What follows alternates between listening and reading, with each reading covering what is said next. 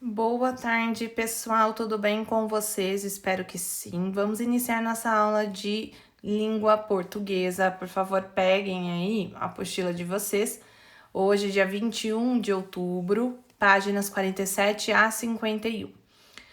De olho na língua. Variação linguística, atividades.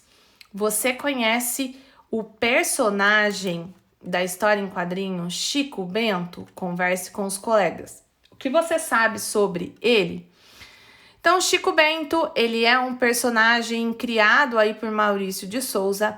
Ele é um menino que vive na roça com seus pais. Ele costuma nadar e pescar no rio com os amigos. E ele também namora a Rosinha, tá bom? Então vamos lá, leia aí a tirinha de Chico Bento e responda as questões. Rosinha, Chico Bento. E aí ela passa, né? Ele passa correndo por ela e ela fica sem entender, né? Agora eu não posso ficar, a gente se fala mais tarde. E ela fica sem entender, né? E aí ela fala, Ara, é bom que ele tem uma boa desculpa dessa vez. E aí o touro está atrás dela e ela não tinha percebido ainda, né, pessoal? Então ele tem uma boa, né, uma boa desculpa aí, né, para poder falar para ela, né? Ele estava correndo, né, do boi, né? Então vamos lá. O que você observa nas falas dos personagens? Na região onde você mora, as pessoas falam desse jeito parecido com o deles? Então, olhem lá. Ó, a professora vai falar novamente. Agora, eu não posso ficar. A gente se fala mais tarde. E ela fala, Ara, é bom que ele tenha uma boa desculpa dessa vez. Então, prestem atenção. Então, a fala do Chico Bento e da Rosinha é uma variação linguística, tá, pessoal? Uma característica aí de zonas rurais brasileiras e comparecem com a variação linguística falada na região em que moram. Então, eles são né, da zona rural. Então, por isso que eles falam, né, desse jeito, ok? Na B, existe alguma dificuldade para entender a fala do Chico Bento e da Rosinha? Não, né, pessoal? Mas assim, a utilização da variação linguística, né, diferente do nosso padrão, não impossibilita a comunicação. O Chico Bento e a Rosinha são falantes de língua portuguesa e se expressam do modo perfeitamente compreensível. Então, vocês entenderam o que estava escrito aqui, né? A professora leu, releu novamente para vocês. É compreensível sim, ok? Eles só falam de acordo com a região deles, tá? Então, vamos lá.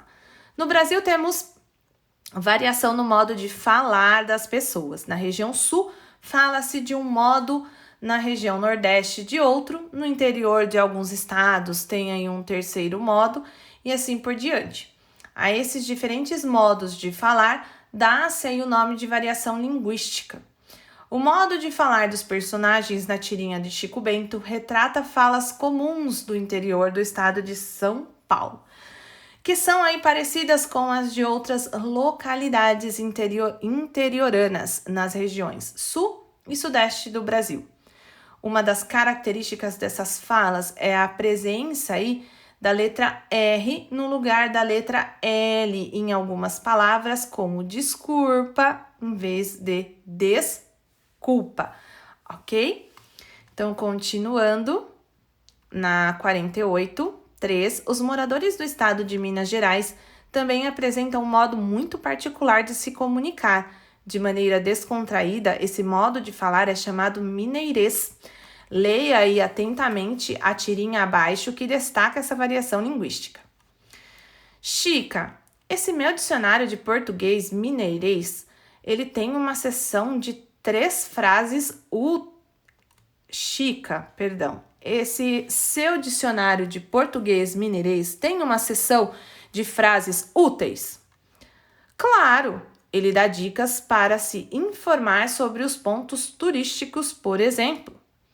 E aí ela começa. Suponha que você quer saber onde está e onde pegar a condução mais próxima. Basta dizer: Nossa Senhora, onde que eu tô? on que é e pon de ons mar pertin. Então, é um jeito muito estranho de falar, né? Nossa Senhora, um cotô, né? Onde eu estou? Um que é o pon de ons mais pertinho? Onde é o ponto de ônibus mais pertinho? Nossa, gente, é muito estranho de falar, né? Mas eles têm o jeitinho deles aí, bem mineirinho, né? Então, você teve dificuldades para entender o último quadrinho da tirinha? Eu acho que agora com a professora explicando, né? Não, né? Mas vocês vão falar o que vocês sentiram ali, né? Mas a gente conseguiu sim identificar, né, o modo de falar mineirês aí da Chica. B. Você conhece alguém que use aí algum termo citado pela personagem Chica? Qual é esse termo e o que ele significa? Então, se vocês já ouviram aí algum mineirinho falando, então vocês coloquem aqui, tudo bem? Se quiserem pesquisar, também pode pesquisar, tá bom? Na 4, o modo de falar aí pode mudar de região para região, mas por diversos fatores também pode variar em um mesmo local. Na cidade ou no estado onde você mora, você nota uma variação linguística entre pessoas de idades diferentes? O que muda aí no modo de falar dessas pessoas? Então, vocês vão aí, né, tentar identificar, né? Então, a fala aí, né, dos jovens, por exemplo, tende a ser diferente das falas dos mais velhos, né? Principalmente no que diz respeito ao vocabulário, né? Os jovens, eles são acostumados a falar mais gírias, né? Ou expressões que não são usadas pelas pessoas mais velhas e aí vão deixando de ser usadas pelos mais jovens, tudo bem? Então, vocês podem aí falar, mas a professora já deu algumas dicas aqui, tudo bem? Vamos para 49. O uso da língua também pode variar de acordo com a situação de comunicação. Em situações formais, é preciso estar atento ao modo de falar para usar uma linguagem mais polida. Devemos, por exemplo, obedecer às regras de concordância e evitar gírias. Já em situações informais, podemos usar uma linguagem descontraída e espontânea. Então, para uma situação de comunicação mais formal, eu preciso aí ficar atento, né, e obedecer aí a concordância, regras de concordância e evitar gírias. Agora, se eu for falar informalmente aí, né, aí nós podemos usar uma linguagem aí descontraída e espontânea. 5.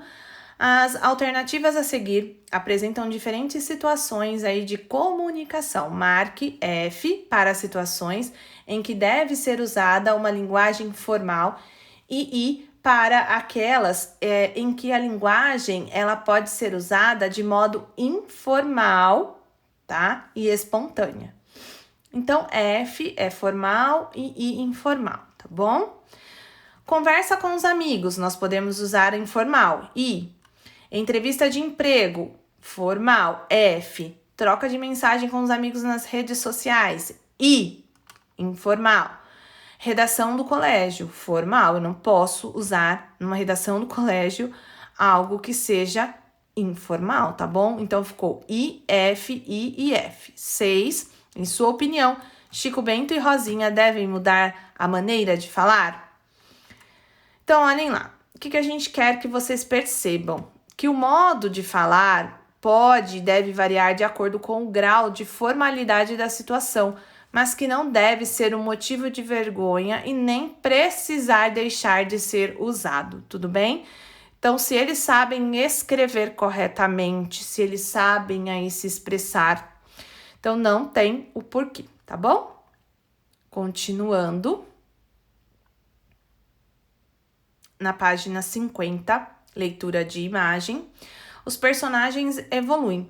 Maurício de Souza criou aí sua personagem mais famosa, a Mônica, em 1963, e se inspirou na própria filha.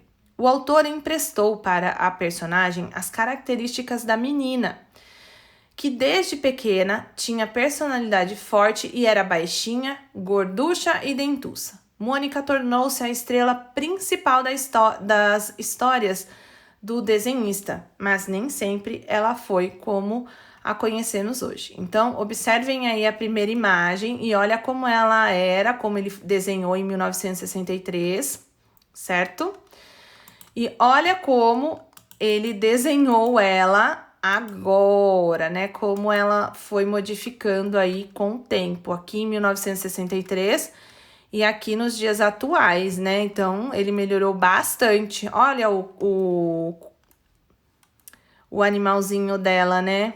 O coelhinho dela. Ele era de outra cor, ficou de outra, né? Então, vamos lá. 1. Observe atentamente aí a personagem retratada na primeira imagem e descreva. Então, vamos lá. O cabelo da personagem é liso, o corpo é magro, o semblante dela é o de uma pessoa briguenta e emburrada, né? O coelho de pelúcia que ela carrega tem cor alaranjado, então é para observar a primeira imagem, né? Aqui ela demonstra uma cara de brava, né? O animal também, né? O coelho também é de outra cor. Aqui ela é mais magra, né? Tem uma outra feição, o seu cabelo também está diferente, assim, né? E aí nós vamos descrever aqui, tudo bem? Na 51, na 2. Agora, observe a segunda imagem, como a Mônica é retratada nela. Então, nós vamos lá para a segunda imagem. Ó, aqui já mudou o cabelo, mudou a feição do rosto, mudou a cor do seu coelho, o corpo mudou. Então, vamos retratar? O cabelo da personagem continua liso, as características gorduchas está evidente, o semblante é simpático agora. O coelho de pelúcia dela também mudou de cor, ele é azul, ok? Se vocês quiserem descrever mais alguma coisa, 3. Marque com X apenas a afirmação correta sobre a primeira imagem. As características gorducha e dentuça estão bem definidas nesta imagem?